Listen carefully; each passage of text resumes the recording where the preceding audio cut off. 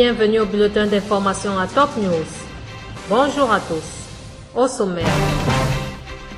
Passeport confisqué pour 6 Français prêts à partir pour la Syrie, une première.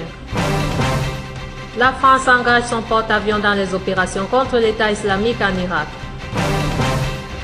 Le chef du Pentagone promet à l'État islamique une défaite irréversible. Voici les détails.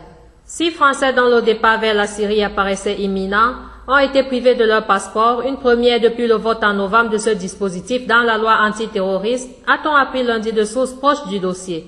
Les passeports de ces 6 hommes majeurs ainsi que leur carte d'identité ont été confisqués pour une durée de 6 mois renouvelable, selon cette source, confirmant une information de RTL. Une source officielle du ministère syrien des Affaires étrangères a condamné hier l'agression flagrante turque contre les territoires syriens. Bien que le ministère turc des Affaires étrangères ait informé le consulat syrien à Istanbul à la veille de l'agression et de son intention de transporter la dépouille de Souleymane Shah à un autre endroit, il n'a pas attendu l'accord de la partie syrienne, conformément à l'accord signé en 1921 entre la Turquie et l'autorité de l'occupation française à l'époque, a indiqué la dite source citée par l'agence de presse syrienne Sana. Elle a poursuivi: ce qui suscite le doute sur la vérité des intentions turques est que le mausolée se trouve à Raqqa où l'organisation terroriste Daesh y avait détruit les mosquées, les églises et les mausolées sans pour autant atteindre la tombe de Souleymane Shah, ce qui confirme les relations profondes entre le gouvernement turc et cette organisation terroriste. La source a imputé aux autorités turques la responsabilité des répercussions de cette agression qui viole les dispositions de l'accord de 1921. Plus de 1600 personnes ont péri dans les frappes menées par la coalition dirigée par les États-Unis contre des positions du groupe État islamique en Syrie depuis 5 mois, rapporte lundi une ONG. D'après l'Observatoire syrien des droits de l'homme, la quasi-totalité des morts sont des djihadistes de l'État islamique et de la branche syrienne d'Al-Qaïda, le front Al-Nosra, auquel s'ajoutent 62 civils.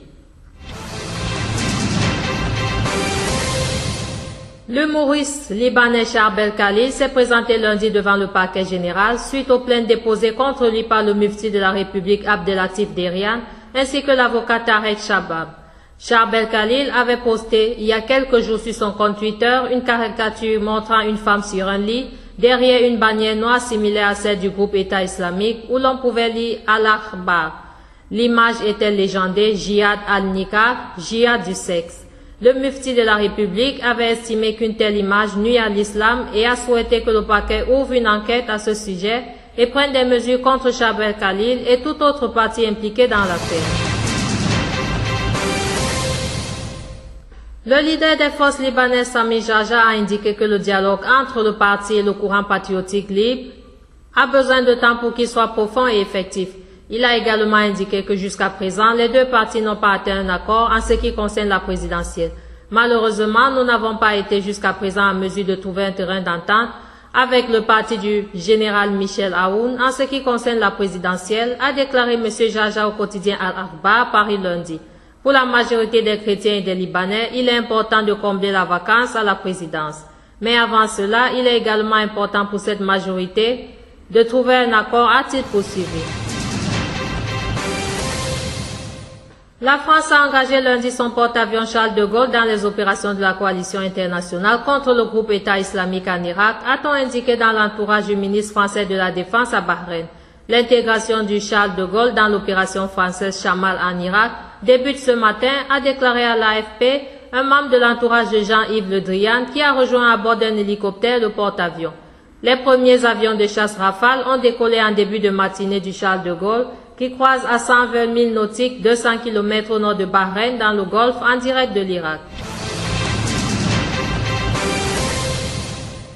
Le nouveau secrétaire américain à la Défense Ashton Carter a promis au groupe État islamique une défaite irréversible en réunissant sur une base américaine au Koweït gradés et diplomates pour faisant le point sur le conflit contre les djihadistes.